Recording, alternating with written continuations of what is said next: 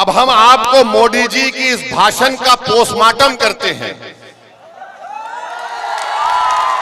हमारे भारत के प्रधानमंत्री नरेंद्र मोदी का एक भाषण हुआ। नरेंद्र मोदी ने कोई नई बात नहीं कही, हमेशा कहते हैं, आज भी कह दिया उन्होंने क्या कहा कि मुसलमान बच्चे बहुत पैदा करते हैं। मोदी जी ने कहा कि मुसलमान बच्चे बहुत पैदा करते हैं और घुसपैठी हैं। अब हम आपको मोदी जी की इस भाषण का पोस्टमार्टम करते हैं।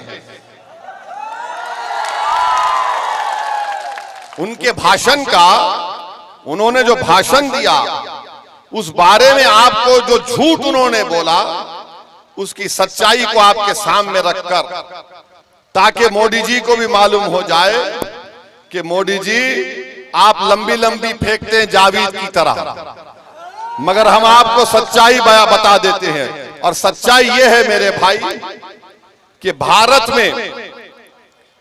में मुस्लिम हमारी मां और बहनों का जो फर्टिलिटी रेट है वो 2.36 है, कम हुआ है। माने जो बच्चे पैदा कर रहे हैं मुसलमान वो कम हुआ है। हमारे हिंदू भाई बहन का उससे कम है जरूर, मगर हमारा कम हुआ है। मगर मोदी जी क्या बोलते, बच्चे बहुत पैदा कर रहे हैं। अच्छा मोदी जी, आपके कितने भाई हैं? 6। अमित शाह के कितनी बहनें हैं? 6। रविशंकर प्रसाद के कितने भाई बहन? 7। मगर इन सबको नजर आता मुसलमान बच्चे बहुत पैदा कर रहा है। ये एक गवर्नमेंट का डेटा बता रहे, फर्टिलिटी रेट 2.36। अब आप इस पे आ जाइए। दूसरा उन्होंने कहा कि यहां पर घुसपैठी है। 15 जुलाई 2014 को गवर्नमेंट ने पार्लियामेंट में इस तरह का कोई जवाब नहीं दिया, कोई एस्टिमेट नहीं है। कहा 25 नवंबर 2014 को गवर्नमेंट ने कहा कि कोई डेटा नहीं है, नंबर नहीं है। 6 दिसंबर 2016 को गवर्नमेंट ने कहा कोई कंफर्म डेटा नहीं है बांग्लादेश से जो लोग आ रहे हैं। 22 दिसंबर 2015 को लोकसभा में गवर्नमेंट ने कहा हमारे पास कुछ रिकॉर्ड नहीं है। 21 मार्च 2017 को मोदी सरकार ने कहा कि डेटा अवेलेबल नहीं है। 11 अप्रैल 2017 को गवर्नमेंट ने कहा कि डेटा नहीं है कि बांग्लादेश से कितने आ रहे। 1 अगस्त 2017 को गवर्नमेंट ने वही जवाब दिया। 20 मार्च 2018 को वही जवाब दिया। 2 जुलाई 2019 को वही जवाब दिया। 3 मार्च 2020 को मोदी सरकार ने वही जवाब दिया कि हमारे पास डेटा नहीं है, नंबर नहीं है। तो मोदी जी, आप किस बुनियाद पर घुसपैठी कह दी हमको बताओ। अब मोदी जी का जवाब सुनो आप। अब हम उनको जवाब दे रहे हैं। अगर हमारे दक्षिण भारत के जो प्रदेश हैं, दक्षिण भारत के जो प्रदेश हैं, वहां पर बच्चे भी कम पैदा हो रहे हैं और सबसे ज्यादा भारत सरकार को पैसा पूरे भारत से मिलता है तो मुंबई से और दक्षिण भारत से मिलता है। मोदी जी, आप देश को तोड़ने का काम कर रहे हैं। आप देश को कमजोर करने का काम कर रहे हैं। अगर दक्षिण भारत के लोग बोलना शुरू कर दें कि हमारे पास पार्लियामेंट की सीट कम है, हम बच्चे भी कम पैदा कर रहे हैं, पैसे भी ज्यादा दे रहे हैं, तो तुम क्या जवाब दोगे भारत के प्रधानमंत्री? बताओ हमको, बताओ क्या जवाब दोगे आप? मेरे अजीज दोस्तों और बुजुर्गों, ये नरेंद्र मोदी भारत को कमजोर करने का काम कर रहे हैं। और अगर और भी आपको डेटा चाहिए, अच्छा ये बोलते, हाँ एक और बात जो हम आपको बता रहे हैं, मुसलमानों का गरीबी में कितना हमारा तनासुब है, कितने गरीब हैं मुसलमान, इसके बारे में आपको हम आज बता के जाएंगे।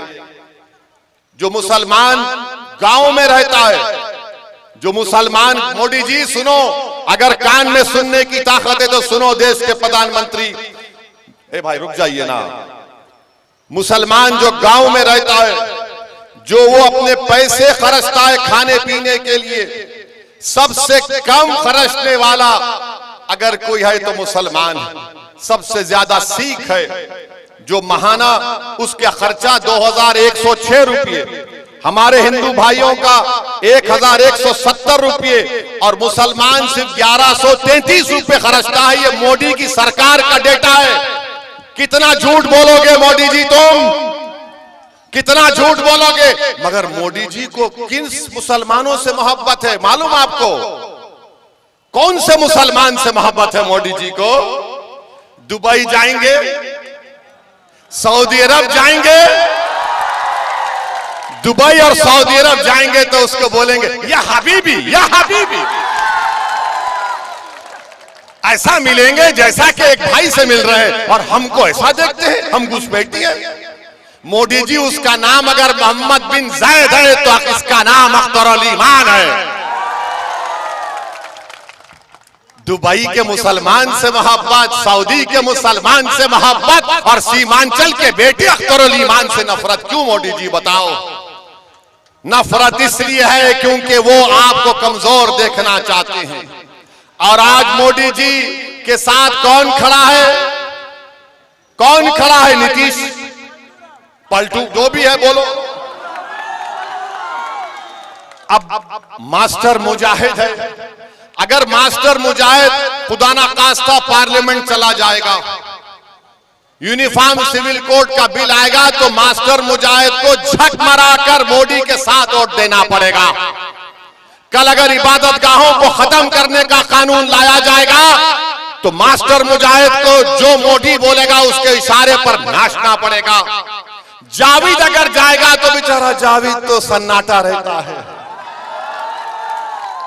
जावेद है मगर कुछ मालूम ही नहीं, वो खामोश रहते हैं, सन्नाटा रहता है, सोते रहते हैं। कोई उनको फोन कर दे तो उसको बोलते हैं ये फुला फुला, अंग्रेजी में अल्फाज बोल के भगा देते हैं उसको। इसलिए हम आपसे अपील कर रहे हैं कि मुल्क के हालात को देखिए।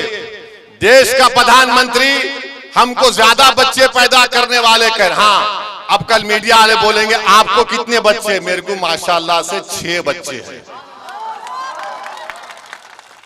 अब बोलेंगे ओ इसी मर मोदी को भी 6 भाई है। अमित शाह को भी 6 बहनें हैं, और फिर रविशंकर प्रसाद साहब जो पटना का इलेक्शन लड़ रहे हैं उनको शायद 7 हैं, वो सबसे छोटे हैं। तो ये आप बताइए प्रधानमंत्री के ओहदे पे रहकर कोई इस तरह से भाषण करता है? अरे भाई 17 करोड़ भारत में हिंदुस्तान के मुसलमान रहते हैं। मोदी जी सुन लो, अंग्रेज हमको खत्म करना चाहते थे मगर हमने अंग्रेजों को उखाड़ कर फेंक दिया भारत से। मोदी जी, अंग्रेजों ने काला पानी में डाला हमको, हम काला पानी की मसाइब को बर्दाश्त किए मगर हमने भारत को नहीं छोड़ा। भागलपुर का फसाद हुआ, हमारी लाशों पर गोभियों के खेत बन गए मगर हम भागलपुर में आज भी जिंदा है और कल भी रहेंगे इंशाअल्लाह। मलियाना हुआ, क्या क्या फसाद हुआ। मोदी जी आप मुख्यमंत्री थे, 2002 हुआ, जेनोसाइड हुआ मगर गुजरात में हम आबाद और शादाब हैं। भारत हमारा है, हमारा रहेगा मोदी जी। हम किराएदार नहीं हैं, हम किसी के गुलाम नहीं, हम बराबर के शहरी अपना हक हासिल करके रहेंगे इंशाअल्लाह। तो ये लड़ाई आपको लड़ना है मेरे भाई। हम आपसे अपील कर रहे हैं कि 26 तारीख के दिन आप सीमांचल के बेटे और सीमांचल की अजमत के लिए अख्तरुल ईमान को वोट देंगे नहीं देंगे? बताइए हमको, पूरे हाथ उठाकर बताइए कि अख्तरुल ईमान को वोट देंगे। वोट देना, अपने घर वालों को लेकर जाना और बता देना इन लोगों को जो हमको दबाना चाहते हैं, पतंग छाप पर बटन दबाओ, वो खुद ब खुद दब जाएंगे इंशाअल्लाह ताला। अस्सलाम वालेकुम व रहमतुल्लाहि व बरकातहू।